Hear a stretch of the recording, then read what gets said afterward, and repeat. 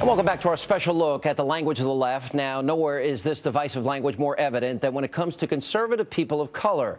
Look no further than the reaction to Herman Cain's campaign for the GOP nomination. I think he needs to get off the symbolic crack pipe. Herman Cain is just the latest incarnation of what is totally false to the needs of our community and the needs of our nation. I think he's a bad apple.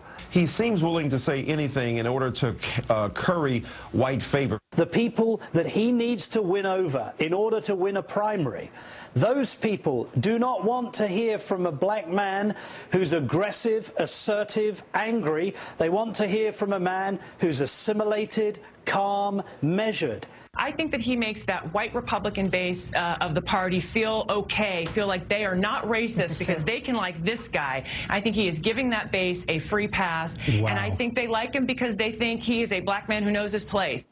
And this is nothing new. Just ask Condoleezza Rice, Clarence Thomas, or any other prominent black conservative. Joining us now, Fox News political analyst Juan Williams, and Star Parker is the founder, the president of CURE, the Center for Urban Renewal and Education. Let's see. Symbolic crack pipe. He's a bad apple. Anything to curry white favor. Makes the white Republican base feel okay that they're not racist because they can like the guy. A free pass. You know, because he's a black man that knows his place. The same song for 50 years. Their policies don't work, so they throw out rhetoric. Listen, I brought a quote for you. This is from a great social thinker. He once said, "The tongue is a fire, a world of iniquity, that it defiles the body and it sets on fire the course of nature." So what happens here? We know from children, if you tell a child all their life, you're not going to be anything, then that child says, well, I'm not going to be anything. And this is the strategy of the left, to convince people to just go back into their quiet corner and not say anything, because they will attack you from every kind of vicious, vile word that they can. But it's particularly conservative women and particularly conservative African Americans. Oh, absolutely. You know, Juan, let me play one other quote. It's short and it's well known. It's Julianne Malveaux talking about Clarence Thomas and wishing that his wife feeds him lots of eggs and butter so he can die early of heart disease. Roll the tape. The man is on the court, you know, I hope his wife feeds him lots of eggs and butter and he dies early like many black men do of heart disease. But, well, that's how I feel. I mean, he is an absolutely reprehensible person. All right, so here, you know, here you have, this has gone, my point in playing that, Juan, is not to bring up old tape. It's happened to Herman Cain, it happened to Clarence Thomas, and you can take it back, as Starr was saying much earlier. This doesn't stop. Why doesn't the liberal media, why aren't liberals outraged at these attacks that happen routinely to African Americans? I can spend the whole night just playing tape on this.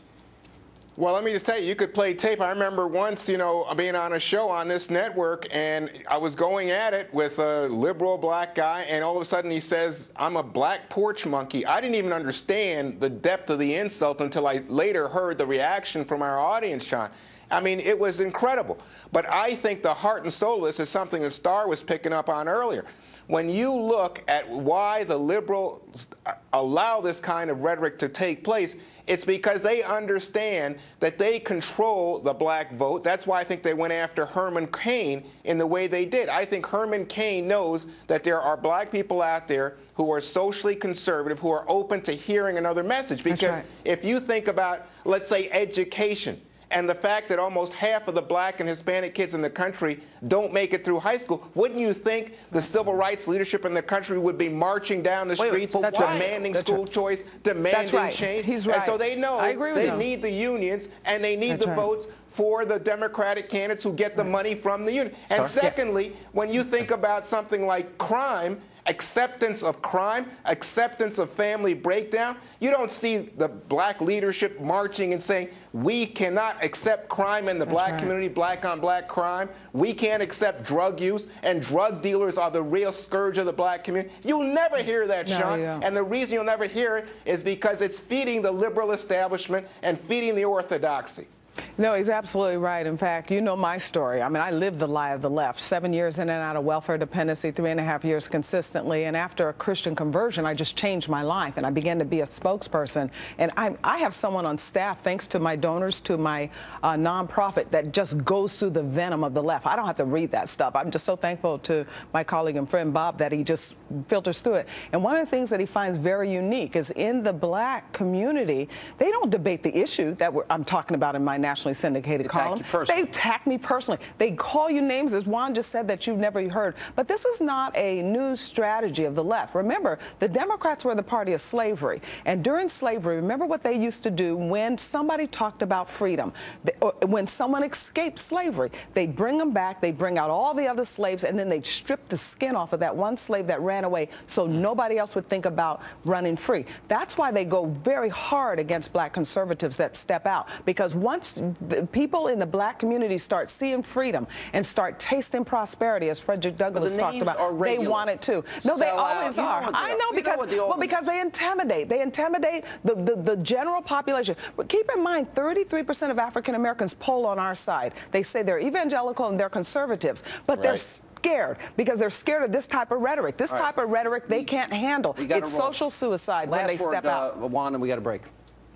You know, I just think, Sean, you have to understand that these are people who don't want people to think for themselves. And they understand that there are lots of folks out there who are saying, you know, there's been a problem since the passage of the Civil Rights Act, since that whole era, with the breakdown, the riots in the black community. Who suffered? The black community. With what's going on in terms of high rates of incarceration. Why the acceptance of crime? Why the excuse for a welfare culture? Why the excuse for a culture that celebrates rappers and gangster rap where women are so disrespected, even at a time when you see marriage in the black community, the strength of the family breaking down. It's totally broken down. I wrote a book called Enough and talked about phony black leadership. Right, Sean. we want to start talking about it, and they stopped the dialogue. All right, guys. I'm glad I didn't have to catch that. The football one fine. Hey, all right, well, thank you for being with us, Star. And Juan, as always, thank you for being with us. And coming up on our special edition of Hannity, Brent Bozell uncovers how the mainstream media is quick to report on stories when they believe a conservative said something controversial, but they don't hold President Obama's friends to the same standard. That and much more on the special edition of Hannity, The Language of the Left.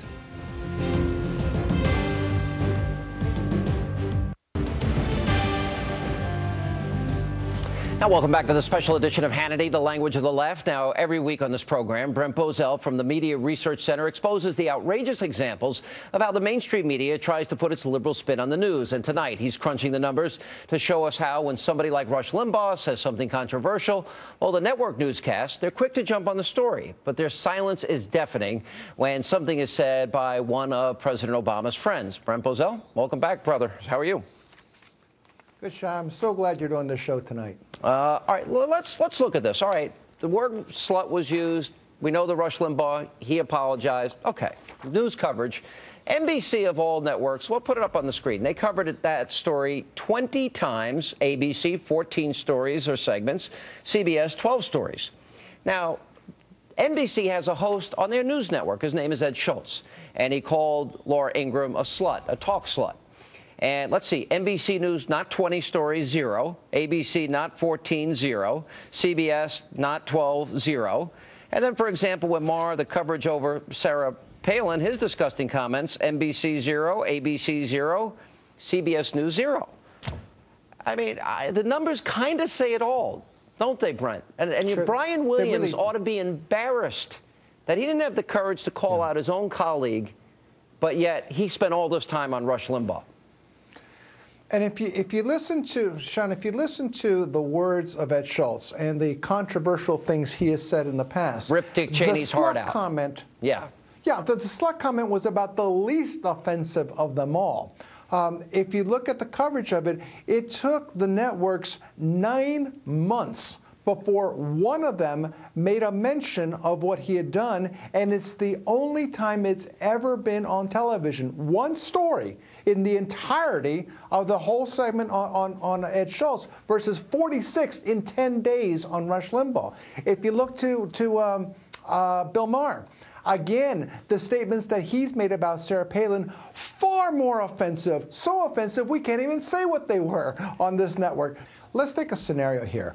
Michael Savage, the far-right conservative talk show host, was hired by MSNBC and then fired after a couple of weeks because he made these anti-gay slurs, and he deserved to be fired in my book, and I said so at the time. Now, what do you think would have happened if last week we learned that Michael Savage had made $1 million contribution to Mitt Romney? You know, and I know that every single newspaper would have that on the front page. Every network news story would talk about three things. One, about how Mitt Romney took that money from a homophobe. Two, how he needed to return that money. And three, how he needed to apologize for that. Now, you've got Bill Maher, who is a blatant misogynist, who has said equally or more offensive things about Sarah Palin, gave $1 million to the super PAC of Barack Obama, and it's not even news. It's not even covered.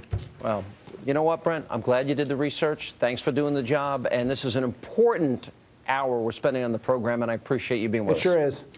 And coming up, we're going to delve into this deeper when we check in with our great, great, great American panel coming up on this special edition of Hannity. Straight ahead. And tonight on our great, great American panel, he is a nationally syndicated radio and TV star, the host of the Bill Cunningham program, a great American that he is. Bill Cunningham's here. She is a radio talk show host and, of course, well-known Fox News contributor. Monica Crowley is back. Be Jesus, he's here. Look at you, fella. Don Imus's longtime radio producer, Bernard McGurk, is in the house. Sir, where's the cardinal hat? What the hell are you looking at, you two-legged pimple? You go on ahead. Move along. For Jesus. All right. Cardinal hat. Before we begin, I want to show you a video that has been running on this program recently highlighting President Obama's hypocrisy over the left's attack on conservative women. Let's take a look. Speaking of dumb, it's not because they have breasts, it's because they are boobs. I hope Sarah Palin gets in so that they split the MILF vote. That's not sexist. I would like to announce a donation to the Obama Super PAC. I thought about Malia and Sasha. I want them to be able to speak their mind in a civil and thoughtful way. And I don't want them attacked or called horrible names because they're being good citizens. I would like to give that PAC $1 million. Top 10 highlights of Sarah Palin's trip to New York City. Number 2, bought makeup at Bloomingdale's to update her slutty flight attendant look. I'm going to try to lead by example. During the 7th inning, her daughter was knocked up by Alex Rodriguez. To send a message to all our young people, I'm going to try to lead by example. Speaking of dumb, Maher decided to help President Obama out and give him a financial boost. He's donated $1 million. Last week, I said goodbye to $1 million. I made a contribution to Obama's Super PAC. This ends up being a teachable moment. Lead by example. Unbelievable. It is, isn't it? I mean, those people, they're living in a world, a galaxy of hate and hypocrisy. I mean, Sarah Palin's 14-year-old daughter got knocked up by A-Rod. I mean, I know it's all been said before, but obviously, what if anybody said that about, say, the president's daughters? I mean, it would be just. But it's Sarah Palin, so or any it's liberal, so or it's the okay. First Lady, or Nancy Pelosi. You absolutely right. You say it. No question about it. And if there's any silver lining to the unfortunate comments that Rush made and apologized for, it's that we already knew about this hate and hypocrisy. It's that it's now being highlighted and brought to the fore. Right. If there's any silver lining, I would say that. Can you believe watching David Axelrod? He's like dancing on, a razor's edge and parsing, words and threading a needle. It's hilarious. Yeah, Watch because they're all on the left, but they're not stupid. And they're perfectly aware of the double standard that they have enjoyed for decades now. And because of Fox News, because of other media outlets, the internet, talk radio, these things are now being highlighted. They're being brought to the fore. And people are saying, wait a minute, this is not fair. If any one of those comments had been directed to Michelle Obama, to Nancy Pelosi, to any left-wing woman, this would be a national cataclysm, okay? The entire country would be engulfed in a national conversation about that person making that particular comment. The left has enjoyed protection by the media, okay? They've had wingmen in the media protecting them, making excuses, saying, well, they're just comedians, I don't so get they how can they get away with it. Billy Cunningham, God bless you, you're a great American. I want a full report. Explain to me, sir, how does the left with a straight Sean face. Hannity, this is what's at play here. Hate speech ought to depend upon not who says it, but what is said. Hate speech is only said by conservatives like Monica and Bernie and me and you and Rush. It is never expressed by Dave Letterman, by Ed Schultz, or by others. Much like during the Bush administration, when gasoline prices were up, Stories were, where's presidential leadership? When gasoline prices are up under Obama, you had Shu on a couple nights ago. And he talked about getting an A for his gasoline. I'm thinking, do we live in some alternative universe? The alternative universe is that they, with a straight face, Axelrod goes on Brett Baer's program and a bunch of other programs, and he says, explains away how they can take the $1 million from Maher and then still be critical of language and the coarseness and the culture, and they do it with a tried to explain away. They try to not very effectively, dodged and homina and stuttered and all this stuff. But I would say, there's also the selective outrage. It depends on who says what, as we just already established. Just think back, Tracy Morgan, what he said about if his son was gay, he stabbed the little N-word to death. The guy didn't miss one episode of 30 Rock because he's one of them. He's a liberal. He's a lefty. So it was okay. He was back. Some fat, angry guy on CNN tweeted some similar things. He's back. It's all okay. Mayor Bloomberg, a year ago, he talked about how the Irish were drunks. They were throwing up out the window on St. Patrick's Day. Did you hear about it? You probably didn't even hear about it. He said it. But you didn't hear. Where's the outrage? Right. It depends on who says it. And that's the point, because the left can get away with being as rhetorically abusive to women or any other group as long as they're on the right team. Meaning, oh, well, I'm voting for pro-abortion rights. Therefore, I can get away with saying X, Y, and Z about conservative women. And I said it this week. Billy Cunningham, I said, in the case of Rush Limbaugh, his only mistake was he could say anything he wanted if he would have just made $1 million donation.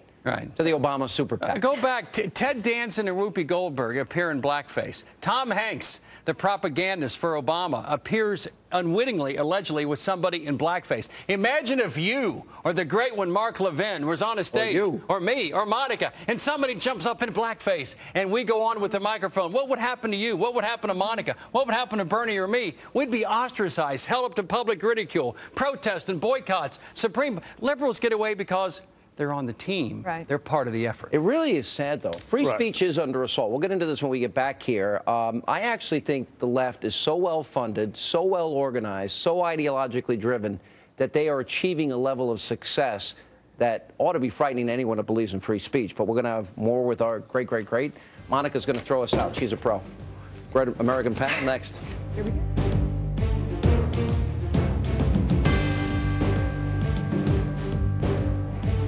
And before we continue with our great American panel, let's look at then candidate Obama, what he said back in 2008 about candidates' children. I think people's families are off limits, and people's children are especially off limits.